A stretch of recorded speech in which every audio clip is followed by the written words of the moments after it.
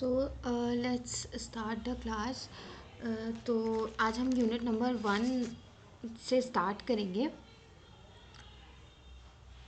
जो कि है हमारी यूनिट 1, जो कि है हमारी analysis of variance ANOVA.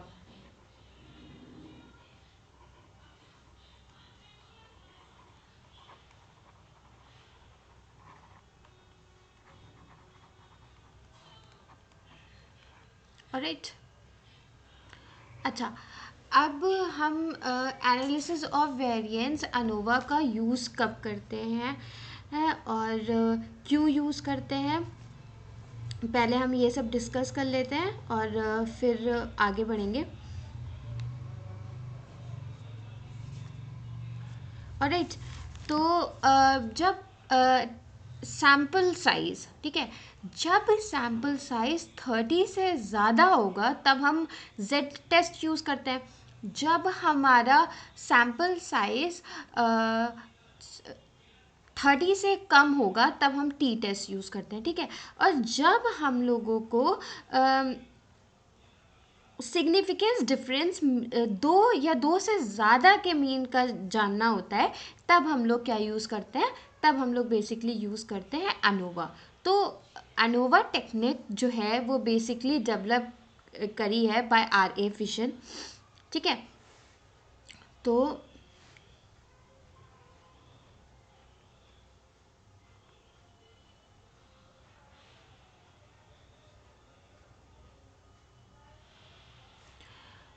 ANOVA technique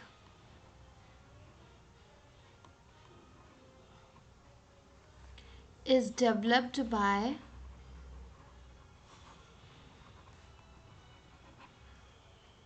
R.A. Fisher. ANOVA technique was first developed by R A. Fisher, ठीक। अब इतना हमें समझ में आ गया कि एनोवा टेक्निक को यूज़ क्यों करते हैं, उसका काम क्या होता है, ठीक है। अब होता क्या है, अगर हम डेफिनेशन वाइज देखें तो व्हाट इज़ एनोवा।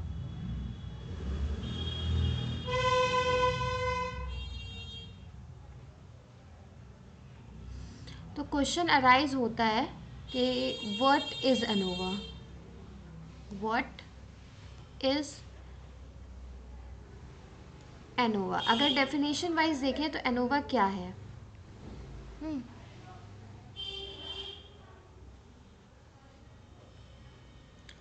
तो स्टैटिस्टिकल टेक्निक, एनोवा बेसिकली क्या है, एक स्टैटिस्टिकल टेक्निक है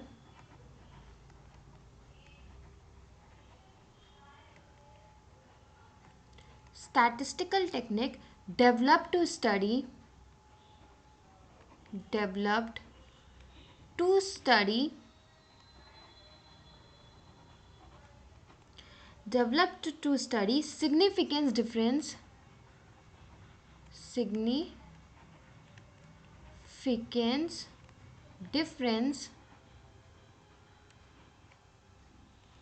significance difference of means of more than of means of more than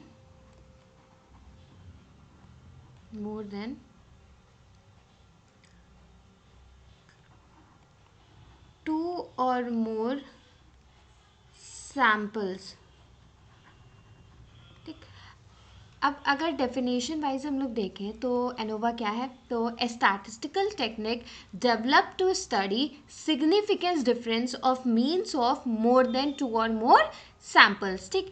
जब टी टेस्ट हम तब यूज़ करते हैं जब हमारा सैम्पल साइज 30 से कम होता है, और जेड टेस्ट हम यूज़ करते हैं जब सैम्पल साइज़ हमारा 30 से ज़्यादा होता है। अच्छा, जब हमें सिग्निफिकेंस डिफरेंस जानना होता है दो या दो से ज़्यादा सैम्पल मीन्स का, तब हम लोग बेसिकली किसका यूज़ करते हैं, एनोवा का यूज़ करते हैं, ठीक है। अब यहाँ पे सबसे ज़्यादा जो यहाँ पे जो टेस्ट यूज़ होता है वो हमारा एफ टेस्ट यूज़ होता है। अब हम आगे देखते हैं इसके मतलब एनोवा के और क्या एजम्पशंस हैं, आगे बढ़ते हैं।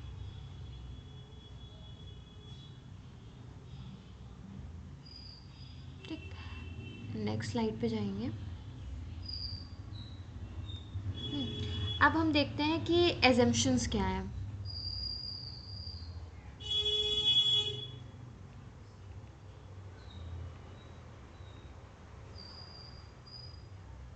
एजम्पशंस देख लेते हैं, एनोवा के क्या एजम्पशंस हैं। ठीक, ये आप लोग बहुत गौर से सुनिएगा, ये मोस्ट इम्पॉर्टेंट टॉपिक है। ठीक, अच्छा, अब एजम्पशन, सबसे पहला एजम्पशन क्या होता है कि population from which samples are drawn, मतलब वो पॉपुलेशन जहाँ जो जिसका हमारा सैम्पल्स गिवन है या सैम्पल ड्रॉन है, ठीक है, वो क्या होना चाहिए, नॉर्मली डिस्ट्रीब्यूटेड होना चाहिए। ये हमारा क्या होता है, ये हमारा पहला एजम्पशन है। ठीक, सेकेंड एजम्पशन क्या कहता है कि सैम्पल्स जो होने चाहिए वो क्या होने चाहिए, वो इंडिपेंडेंट होने चाहिए और क्या होने चाहिए, रैंडम होने चाहिए। ठीक है, सैम्पल्स इंडिपेंडेंट होने चाहिए और रैंडम होने चाहिए। और राइट, थर्ड हमारा आता है कि हर एक पॉपुलेशन का सेम डिफरेंस होना चाहिए। ठीक है, और लास्ट हमारा एजम्पशन आता है एडिटिविटी ऑफ वेरिएंस। टोटल कितने एजम्पशन आते हैं, 4। पहला, नॉर्मली डिस्ट्रीब्यूटेड होना चाहिए। दूसरा, इंडिपेंडेंट और रैंडम होना चाहिए। थर्ड, सारे पॉपुलेशन का सेम डिफरेंस होना चाहिए। फोर्थ, एडिटिविटी ऑफ वेरिएंस होना चाहिए। ठीक, यानी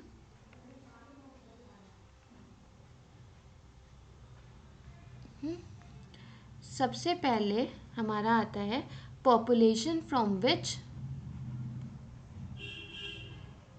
population from which samples are drawn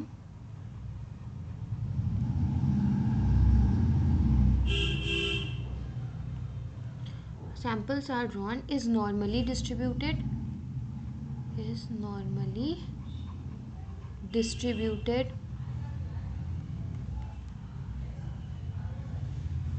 ठीक, दूसरा हमने बताया था सैम्पल्स क्या होने चाहिए, independent and random. Samples are independent and random. Third हमने बताया each one of the population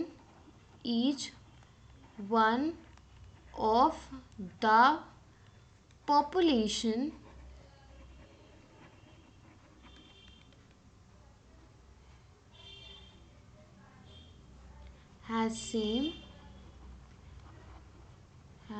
मतलब कि सिग्मा 1 का स्क्वायर किसके इक्वल हो जाएगा, सिग्मा 2 के स्क्वायर के is equals to and so on. ठीक है, अब बारह आती है फोर्थ।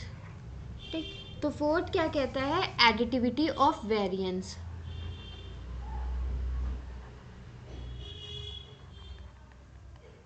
Additivity of variances.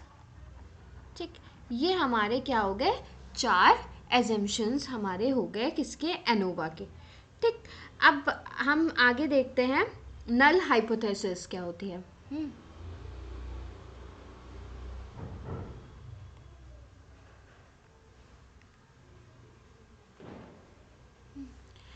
अब आता है नल हाइपोथेसिस। अच्छा, नल हाइपोथेसिस कब ट्रू होगी,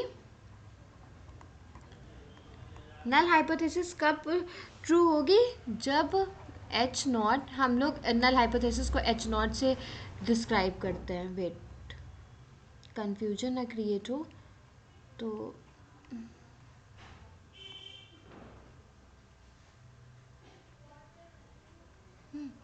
तो हम इसको नल हाइपोथेसिस को एच नॉट से डिनोट करते हैं। तो नल हाइपोथेसिस कब इक्वल होगी, जब μ1 is equals to μ2 is equals to μ3 and so on. ठीक, अल्टरनेटिव हाइपोथेसिस। अल्टरनेटिव हाइपोथेसिस क्या होती है, अल्टरनेटिव हाइपोथेसिस होती है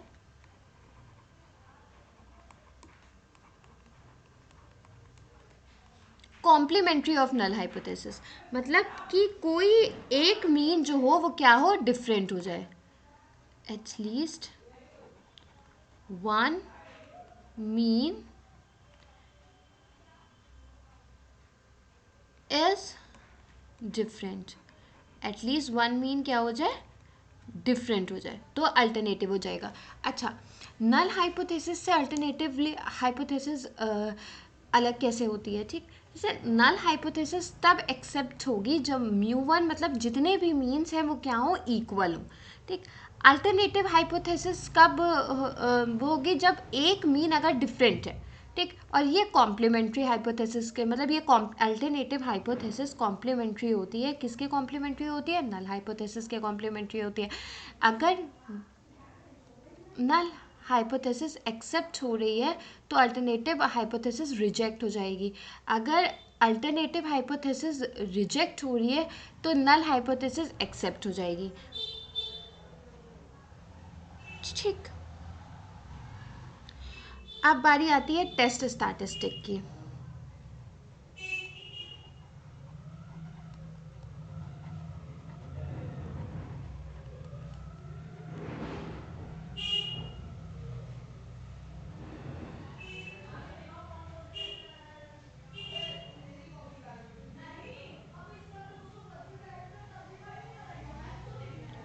अच्छा, वेरिएंस की स्टडी के लिए, ठीक, अब सुना, वेरिएंस की स्टडी के लिए हम किसका टेस्ट यूज़ करते हैं, हम एफ टेस्ट यूज़ करते हैं। तो यहाँ पर हम लोग कौन सा टेस्ट यूज़ करेंगे, यहाँ पे हम लोग एफ टेस्ट यूज़ करेंगे। अच्छा, वेरिएशन, तो हम यहाँ पे एफ टेस्ट की बात करेंगे। एफ, तो सबसे पहले यहाँ डिग्री ऑफ फ्रीडम न्यूमरेटर का लिखेंगे, फिर डिनोमिनेटर का लिखेंगे। ठीक, फॉर्मूला क्या होता है, variation between sample, variation between sample upon variation within sample।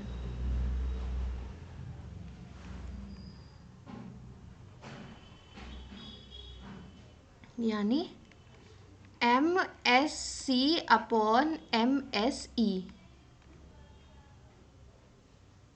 ठीक, वेरिएशन बिटवीन सैम्पल यानी MSC, variation with in sample यानी MSE। ठीक है, यहाँ पे हम लोग कौन सा टेस्ट यूज़ करेंगे, एफ टेस्ट यूज़ करेंगे। ऑलराइट, अब इसके आगे हम लोग देखते हैं और आगे बढ़ते हैं, टेक्निक क्या होती है एनोवा की और उनको क्या कहते हैं। ठीक, technique of ANOVA.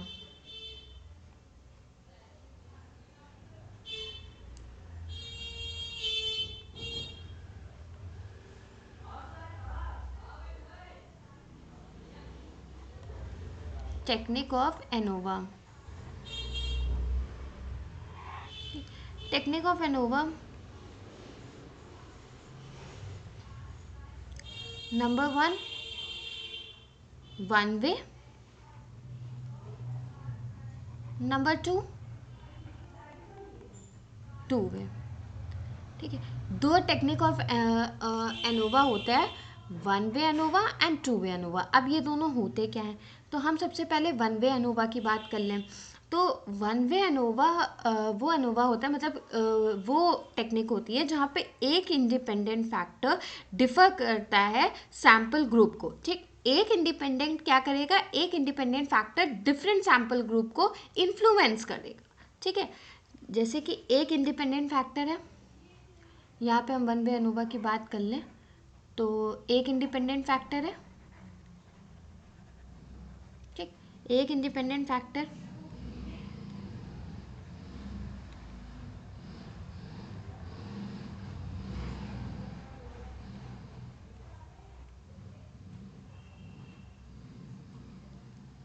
x1 x2 x3। ठीक है, अब यहाँ पर देखना। ठीक, एक इंडिपेंडेंट फैक्टर तीन सैम्पल ग्रुप को क्या कर रहा है, इफेक्ट कर रहा है। ठीक, यहाँ पे और एक ही कैटेगरी में रहेगा, या तो अकॉर्डिंग टू कॉलम रहेगा या तो अकॉर्डिंग टू ग्रुप रहेगा। ठीक, वन वे अनोवा में क्या होता है, हम नेक्स्ट लेक्चर जब लेंगे तो उसमें हम आपको डिटेल में इसके क्वेश्चंस भी बताएंगे और सब कुछ करेंगे। ठीक है, अभी हम लोग समझ लेते हैं कि बेसिकली वन वे अनोवा होता क्या है। जब एक इंडिपेंडेंट फैक्टर, ठीक है, डिफरेंट ग्रुप को इन्फ्लुएंस करे। ठीक है, या हम कह सकते हैं एक independent factor different sample group को अफेक्ट करे तो वहाँ पे क्या होता है, वहाँ पे होता है हमारा वन वे एनोवा। ठीक, अब इसी तरीके से टू वे एनोवा क्या होता है, जब दो इंडिपेंडेंट, वन वे एनोवा में एक इंडिपेंडेंट फैक्टर था, ठीक, टू वे एनोवा में क्या हो जाएगा कि जब दो independent factor different sample group को क्या करेगा, अफेक्ट करेगा। ठीक है, तो वहाँ पे क्या हो जाएगा, वो हो जाएगा हमारा टू वे एनोवा। ठीक है, तो वो हमारा टू वे एनोवा हो जाएगा। अब हम लोग इसको कैलकुलेट क्या करते हैं और क्या क्या चीज़ें इसमें लगती हैं। सपोज़ एक एग्जांपल लेके हम आपको समझाएं तो जैसे कि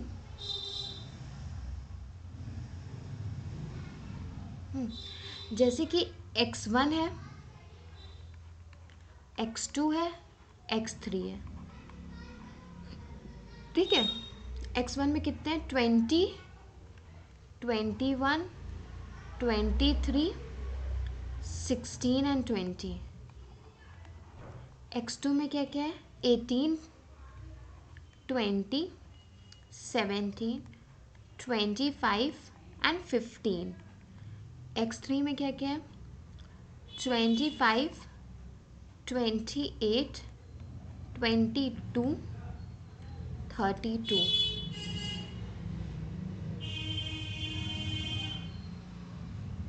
28, राइट।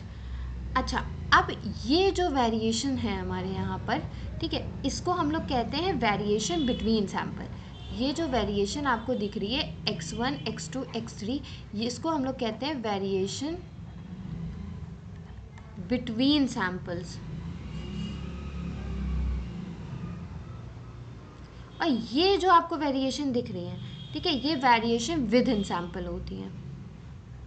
ये याद रखिएगा, ये क्वेश्चंस में बहुत ही ज़्यादा पूछा जाता है, variation with in sample, with in sample, या फिर हम इसको एरर भी बोल सकते हैं। ऑलराइट, अब अगर हम इसका समेशन निकालें तो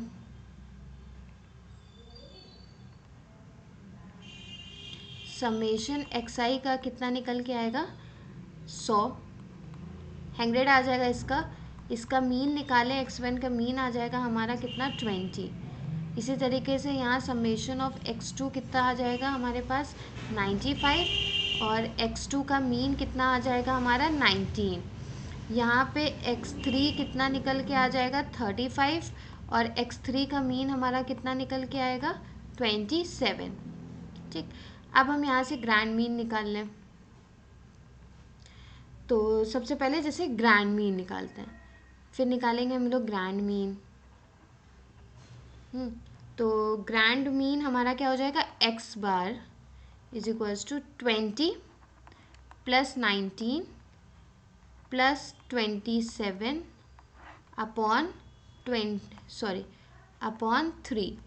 तो कितना आ जाएगा यहाँ से, x bar is equals to 22। ठीक, आप यहाँ पे देखना, जो ये x1 है, ठीक, ये ग्रैंड मीन से कम डिफर कर रहा है, ये भी कम डिफर कर रहा है, लेकिन ये वाला जो है ये क्या कर रहा है, ये ज़्यादा डिफर कर रहा है ना।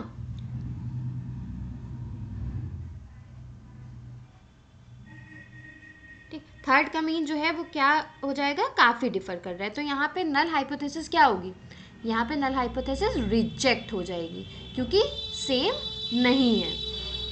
ठीक, क्योंकि सेम क्या है, सेम नहीं है, यानी कि यहाँ पे क्या था, h0, x1 का mean is equals to x2 का mean is equals to x3 का मीन, और h1 is equals to x1 is not equal to x2 is not equal to x3। ठीक, तो अब यहाँ पे क्या हो रहा है, हम देख रहे हैं कि यहाँ पे जो नल हाइपोथेसिस है वो क्या हो रही है, रिजेक्ट हो रही है। यहाँ पे क्या हो रहा है, h0 क्या हो रहा है, रिजेक्ट हो रहा है।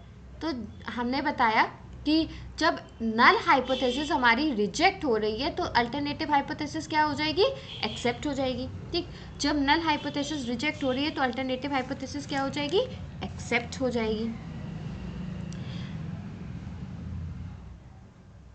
ठीक, अगर हम टू वे एनोवा, अब ये हो गई बात हमारी वन वे एनोवा की। ठीक, वन वे एनोवा में हमने क्या क्या पढ़ा, वन वे एनोवा क्या होता है कि जब एक इंडिपेंडेंट फैक्टर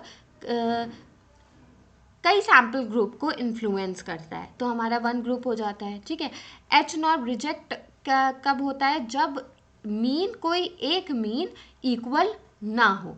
ठीक है, तो हमारा क्या हो जाएगा, नल हाइपोथेसिस हमारी रिजेक्ट हो जाएगी। अल्टरनेटिव हाइपोथेसिस में क्या हो जाता है कि अल्टरनेटिव हाइपोथेसिस सबसे पहली बात वो नल हाइपोथेसिस के कॉम्प्लीमेंट्री होती है।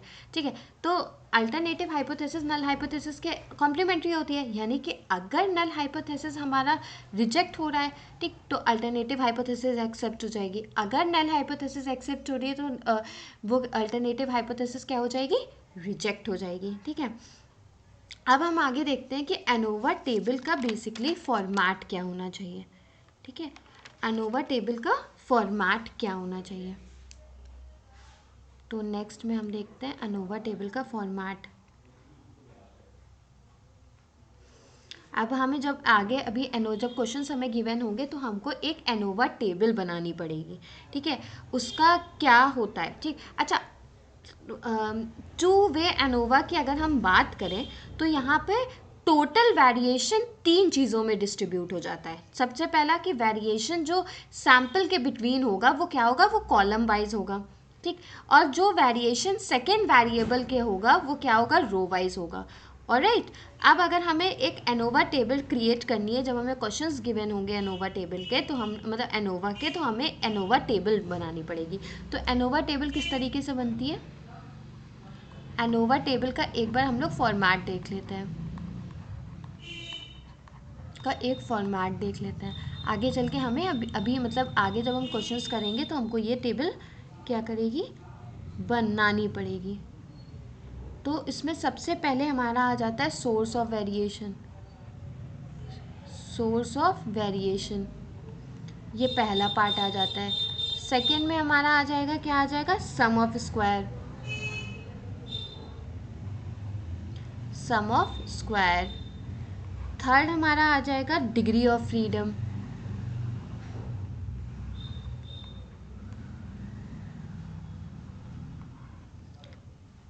Mean sum of square, mean sum of square, जिसको हम लोग क्या बोल सकते हैं, वेरिएंसेस भी बोल सकते हैं।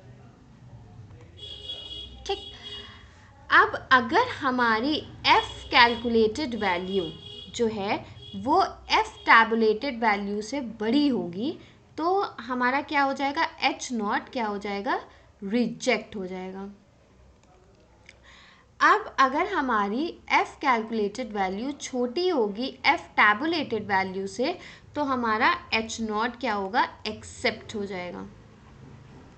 ठीक, अगर हमारी f calculated value f tabulated value से बड़ी है तो हम लोग h नॉट को क्या कर देंगे, रिजेक्ट कर देंगे। अब अगर हमारी f calculated value f tabulated value से छोटी है तो हम लोग क्या करेंगे, h नॉट को एक्सेप्ट कर लेंगे।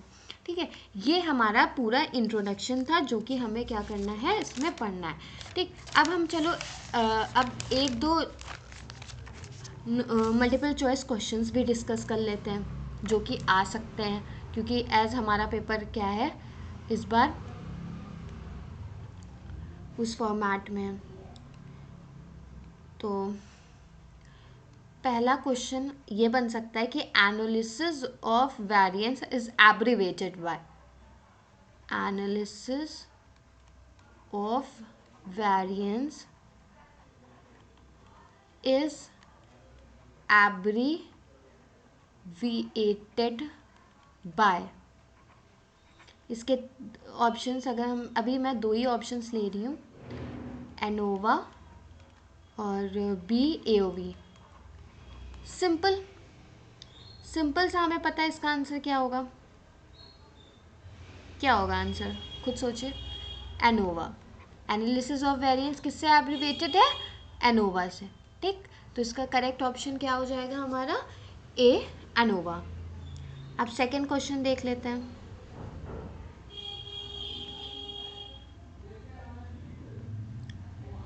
सेकेंड क्वेश्चन, सेकेंड क्वेश्चन हमारा आ सकता है कि for testing more than 2 means, ठीक है।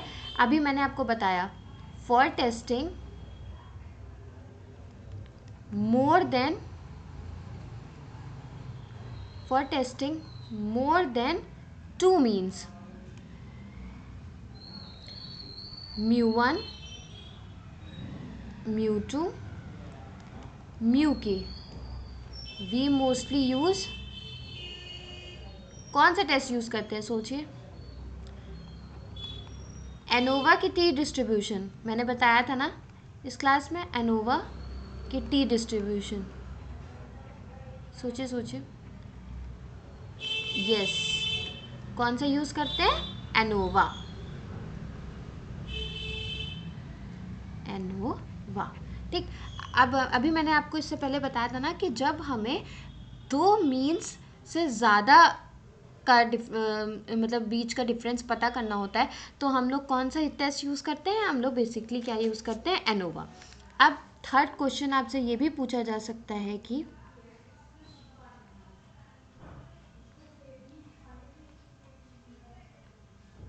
थर्ड ये भी पूछा जा सकता है आपसे, ANOVA is introduced by, ANOVA किसने इंट्रोड्यूस किया था। एनोवा इज इंट्रोड्यूस्ड बाय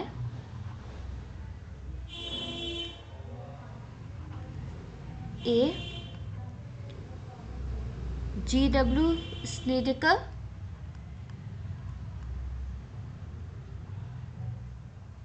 या B.R.A. फिशर। तो मैंने स्टार्टिंग में ही आपको बताया कि एनोवा किसने डिस्कवर किया था। हाँ बताएं। एनोवा डिस्कवर किया गया था बाय R.A. फिशर। देखिए मैंने आपको स्टार्टिंग में ही ये बताया है, कहाँ गया,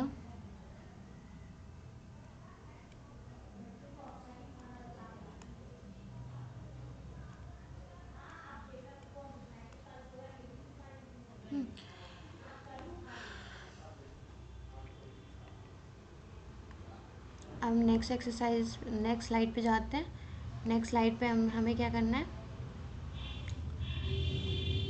नेक्स्ट हमारा क्वेश्चन है, in one way ANOVA total SS is equals to, question number 4, in one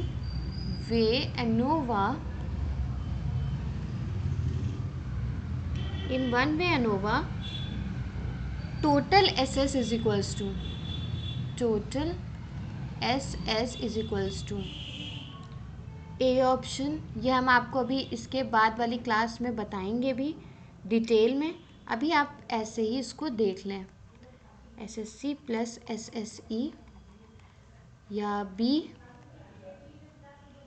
with in SS plus between SS, with in SS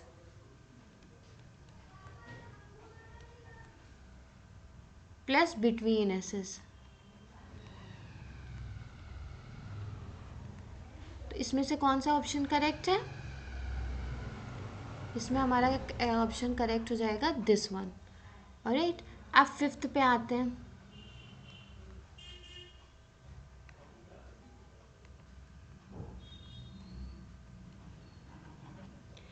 fifth पे आते हैं।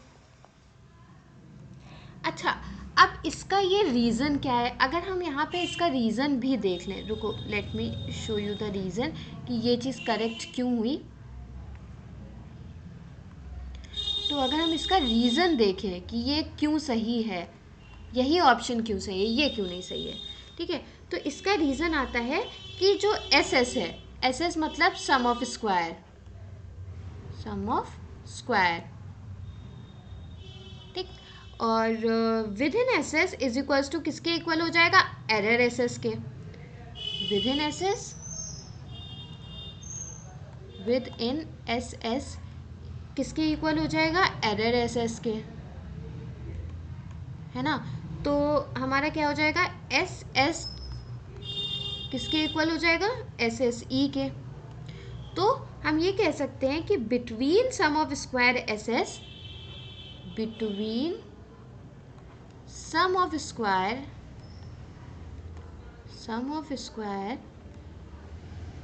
SS is equals to column sum of square.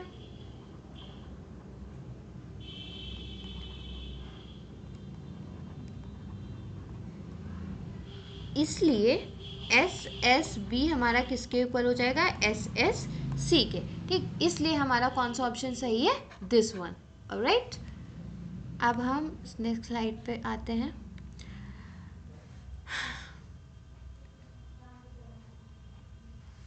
Fifth, in two way ANOVA, in two-way ANOVA, total SS in two-way ANOVA, total SS in two-way ANOVA, total SS is equals to, A option आपको given है within SS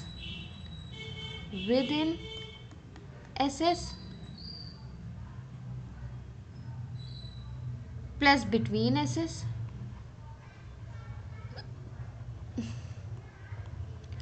B option given है SSR plus SSC plus SSE. ठीक है, reason देख लेते हैं इसका क्या होगा.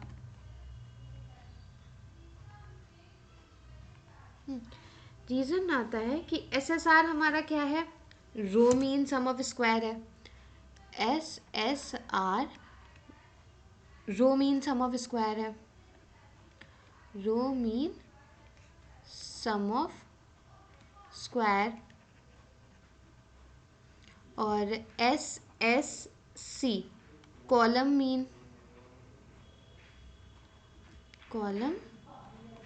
मीन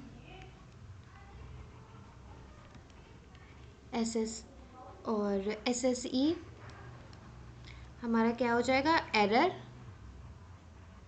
और विद इन SS. इसलिए हमारा कौन सा ऑप्शन सही है, इस वजह से हमारा ऑप्शन नंबर सेकेंड जो है वो क्या है, सही है. और अब नेक्स्ट क्लास आप ज़रूर देखिएगा, क्योंकि नेक्स्ट क्लास में मैंने इसी MCQs को बहुत डिटेल में बताया है कि इन सब का फॉर्मूला क्या होता है, हम किस तरीके से वन वे एनोवा को अप्लाई करते हैं और किस तरीके से उसके क्वेश्चंस सॉल्व होते हैं. ठीक, तो हमने यहाँ पे क्या क्या पढ़ा, हम एक समरी ले लें. तो हमने पढ़ा एनोवा क्या होता है, वो एनोवा यूज़ क्यों करते हैं. ठीक है, एजम्पशंस क्या होते हैं एनोवा के, टेक्निक ऑफ एनोवा क्या होता है, कितने टाइप की टेक्निक होती हैं. फिर हमने पढ़ा टेस्ट स्टैटिस्टिक कौन सी यूज़ होती है एनोवा में, जो कि बेसिकली एफ टेस्ट यूज़ होता है. एनोवा टेबल का फॉर्मेट पढ़ा, एनोवा टेबल फॉर्मेट पढ़ा, किस तरीके से हम एनोवा टेबल का फॉर्मेट जो है वो बनाते हैं, किस तरीके से हम आगे चल के मतलब आगे जब क्वेश्चन सॉल्व करेंगे तो किस तरीके से एनोवा का फॉर्मेट होना चाहिए. ठीक है, ये सब हम लोगों ने इस वाले लेक्चर में पढ़ा. ठीक, अब नेक्स्ट लेक्चर में हम क्या करेंगे, देखेंगे कि मतलब वन वे एनोवा पे एक क्वेश्चन सॉल्व करेंगे और ये डिटेल में डिस्कस करेंगे कि what is SSE, what is SST, what is F test and so on. Alright, तब टिल देन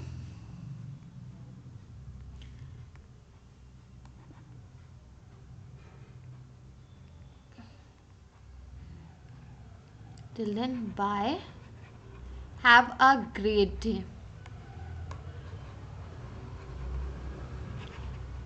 मिलते हैं नेक्स्ट क्लास में. Bye bye.